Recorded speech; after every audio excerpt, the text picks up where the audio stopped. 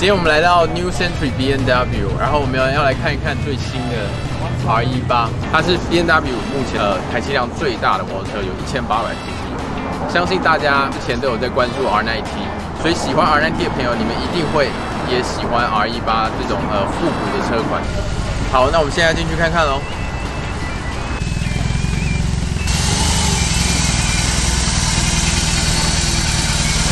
好，我们现在就来看一看这台 R18有什么不同之处。好，你看这个钥匙哦，你会发现这个钥匙啊，跟这个下面的这个油箱啊，形状基本上是一样。好，这次 R18呢，它是 keyless， 所以平常你骑车的时候不需要用到钥匙，你只有开油箱的时候才需要钥匙。所以呢，你平常就只需要把这个放到口袋里面就好了。好，我们现在来发动它。它这次那个电门呢，也是电子式的，不像以前一样有一个开关关。那当然发动在这里，所以就是说你要把它发动的话，你要先把电门打开，按一下。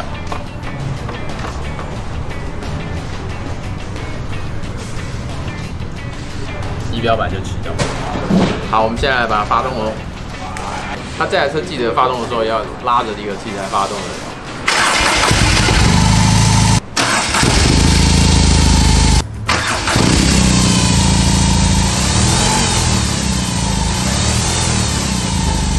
好，我们现在来看一下仪表板，它这个 menu 的地方跟之前一样，你可以看得了，就是所有的资讯在上面，mile per hour 啊，油耗，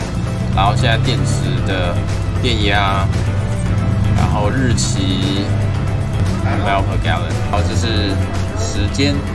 你看它的转速表，因为它只有一颗单表，所以它的转速可以显示在这边。如果你想要看转速的话，现在来看它的 mode， 你看它这个 mode 啊，有一个 roll， 有一个 rock。有一个 rain， 它跟平常之前 B&W 显示的不太一样，其实它连名称都还蛮酷的。rain 的话，大家都知道就是下雨天的时候骑乘，然后 roll 的话呢，其实就是你高速巡航，然后想要或是在海边 cruise， 你想要很轻松的。那刚刚我们看到这个 rock， 它就是这台车的全部的动力都可以。mode 我们就是用这个按钮来调，然后刚刚看到的所有的 menu 都可以上面跟下面显示来调。所以刚刚看的这个电门的地方，还有引擎发动的地方，然后还有就是加热把手。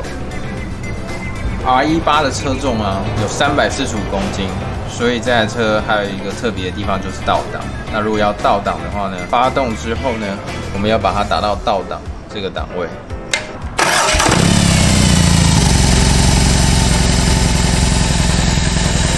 把它往下打。发动的这个按钮，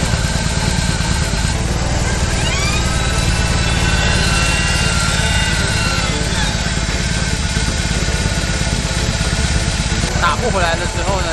就稍微动一下车子就把它打回来，然后记得要打回来。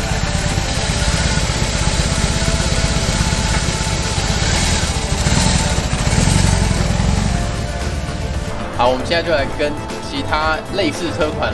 来做一个比较吧。好，我们现在来比对一下 R9T 跟 R18两个之间轴距的差异。所以你可以看 R18呢，前面大概还多了这么多。目测 R18大概有长了25公分左右。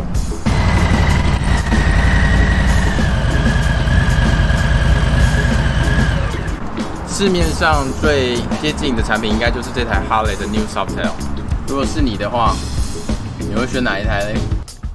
好，现在我们要出发。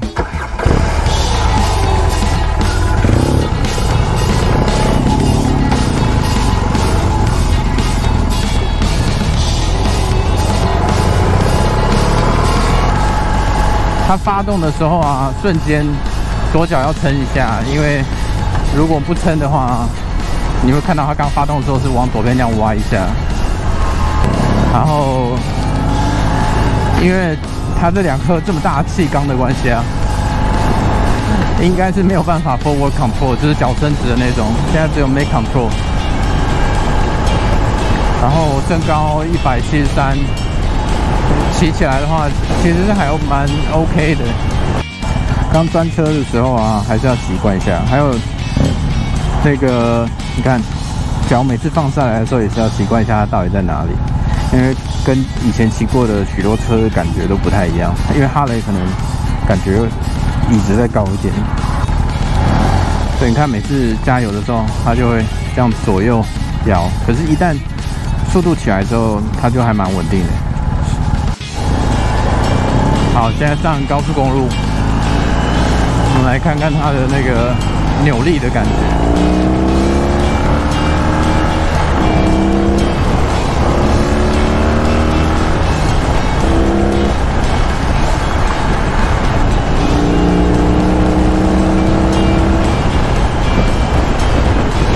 那个后面排气管的那个造型的关系，刚刚加速的时候有一个砰隆砰隆砰隆砰隆的声音，还蛮酷的。但是因为它没有风噪的关系啊，我整个人其实还蛮用力的在顶住我自己的。所以我觉得，如果椅垫的话，可以设计一个可以就是 support 自己的屁股，还有稍微 support 到一点腰，就是椅垫要可以顶住腰的话，其实骑起来应该会更舒服。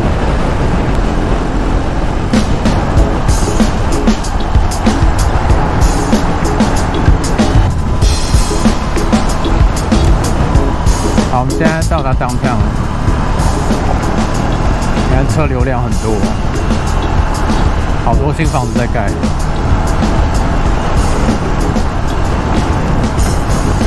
女生。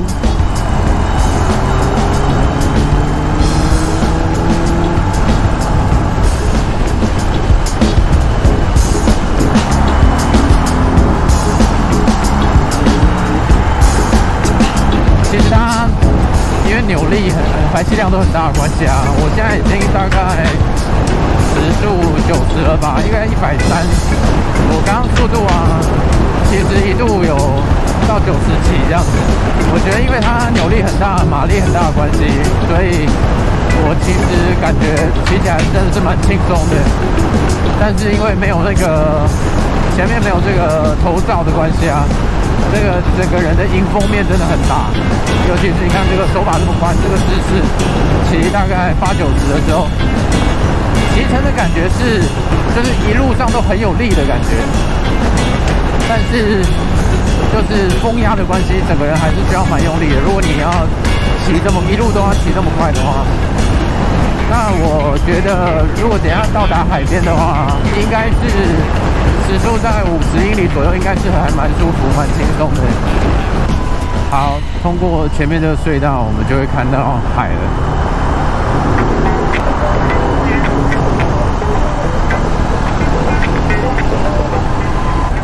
你看这么大的2颗钢啊，要专车真的是很不容易。虽然加州专车缝是合法的，在时速30迈以下。其实应该不是气缸宽的关系，应该是手把也宽，然后你心理上就会有一个，就是有一个压力在说，可能不是这么好专车缝。我常常起步的时候啊，我都会不由自主的想要把脚往前伸，然后就碰到前面2个气缸。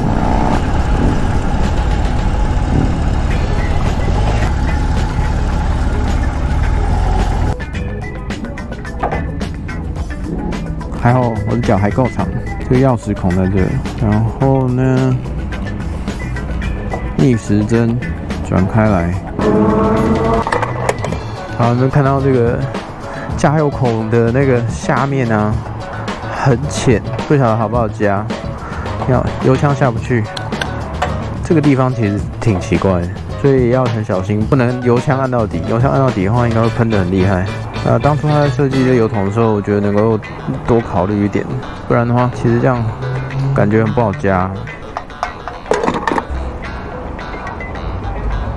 转到底的时候，听到咔啦一声才是真的缩紧。OK， 力量是很够，就是你看现在刚才5档了，5档一般的车子应该没有办法有这样子的扭力。但是我看数据，就是马力的话，它是不到100匹的，但扭力的话绝对会够。这个版本没有看到有 Cruise Control， 不晓得它其他版本有没有 Cruise Control。因为如果 Cruise Control 的话，其实能够巡航的话，右手可以放松，这样子其实会蛮不错的。但是这个电子油门啊，其实蛮轻的，比我的 R9T 轻很多。我的这个，你看这个电子油门，它其实真的还蛮轻的。所以其实长程是不会累啦，因为以前有一些车子的那个把手真是太重了，那你骑长途的时候，你的手啊要一直hold在那边，那你就会觉得哦，很辛苦，整个手都僵硬了。对，尤其是如果天气很冷的时候。好，我们现在到达 Malibu。Malibu 是加州一个冲浪的圣地，对，喜欢冲浪的人都会知道加州的马里布。那我们等一下要去旁边的那个餐厅吃个饭。那现在我们来先 go over 一下这台车的 detail。这台车最有特色的地方，你看就是这个1800cc 的引擎跟这颗这么大的气缸，你看我的拳头有多大，然后你看这整个气缸这边，气缸头这边有多大，我的手掌都比它小。那 BMW 特别还弄了这个 plate 上面跟人家讲说，这一台车的排气量是1800cc。然后你看这个油桶啊，它就是承袭 BMW 的传统一样，这个白边很多 BMW 的 R 系列老车都有。那这个 logo plate 呢，感觉也很精致，跟 R9T 不太一样，它这个螺丝锁上去的 ，R9T 它是一个贴纸贴上去的，所以你可以看到车架上面像这些很细微的小的 detail 它都有。然后前叉的盖子整个包覆住整个前叉，虽然这个大灯啊它是 LED 的，它那个你看它的散热的鳍片在后面，但是它整个前面还是非常的夸张，它把前面的正叉整个包覆起来了。那这样子的话就可以避免灰尘跑进去里面，而且整个外面上面的正叉上面的这个整个包覆起来看，让整台车看起来就是感觉很雄壮威武。还有前面的那个发电机的外盖，然后你看这个原厂的那个发电机外盖，还有气缸外盖，它这次就是两边都是镀铬的，就是电镀的，就是互相呼应。那很多喜欢改车的朋友，他们一定已经想好说，哦，这个他们要改什么的，就是很典型的 R 系列最经典的一个地方。你从这边这样看，其实你就会觉得说，像是个飞机引擎一样。那事实上 ，BMW 一开始也是做飞机引擎，到后来二战没有办法再做战争武器之后，他们就先改做摩托车，后来才有汽车那样。你看这个方向灯，它这边也是很特别，它不会就是完完全全的一个黄色的方向灯给你，它中间还有一个这个白色的这个地方，我们来把它打开来看看，打出来 LED 的灯在里面，然后这外面的折射这样子，这看起来其实还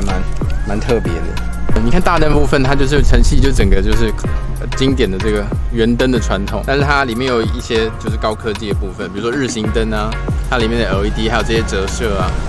然后还有你看中间这个，而且你看 BMW 这个 logo 的地方它特别镂空，然后让它也能够发亮。我觉得这边还蛮就是特别的，而且蛮用心在这个上面。然后你看锁排气管的这个地方啊，它还是跟那个仿照以前老 R 的部分，以前的排气管是用转上去锁紧的，那它还是把这个造型做出来，但是它实际上还是这样子在锁，但是这个地方也是很用心。这是坐垫的部分啊，刚刚在试乘的时候也有讲过，就是我觉得说，如果坐垫能够稍微后面再高起来一点，来 support 你的屁股跟腰的话，其实这个车子骑乘的那个感受应该会更好，就不太需要说肚子跟腰一直用力，然后每次加油的时候，所以应该有很多人也会想要改这个部分吧。这台车最特别的地方就是它传动是外露的，所以你在骑乘的时候，你可以看到这传动轴一直在转。其实我觉得这是这台车最特别的一个地方。排气管的部分呢，它很特别的原因是它的开口是这个样子，所以你其实是在加油的同时啊，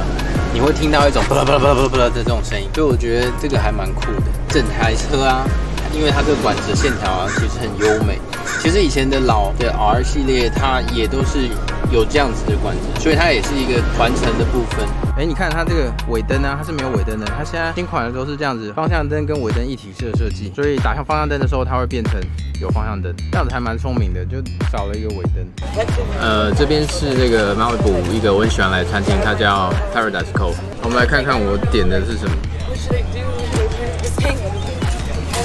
这一个 Steam Mussel 就是这样。之前很多时候我们骑车玩都会来这边用餐，然后这边平常是人超级多，因为今天是周间，所以人其实还好。因为 COVID-19 的关系，餐厅里面都已经就是没有办法进去吃了，所以大家都在外面。假日或是平日这边还有一个很棒的地方，就是你可以带小朋友或者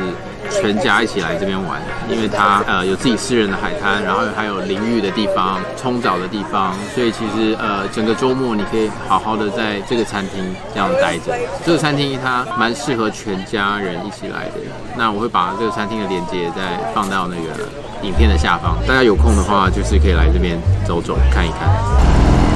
好，我们现在山路小骑一下，看它的感受。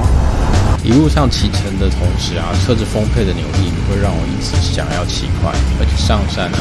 真的非常轻松。但是有一个很尴尬的地方，就是我车子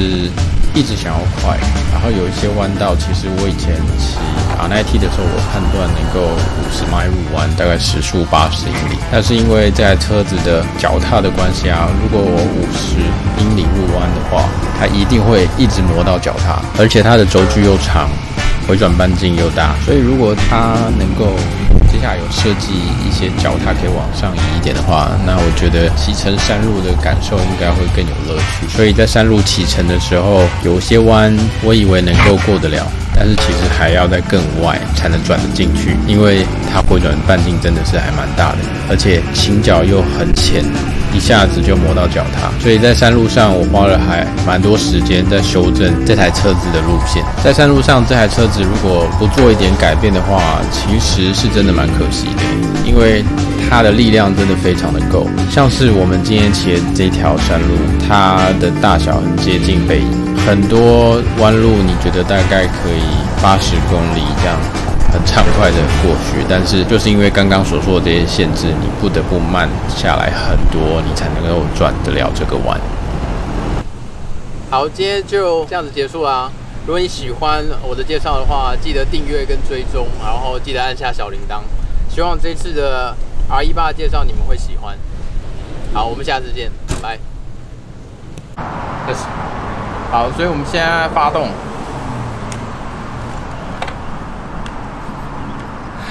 钥匙在车上，钥匙在身上。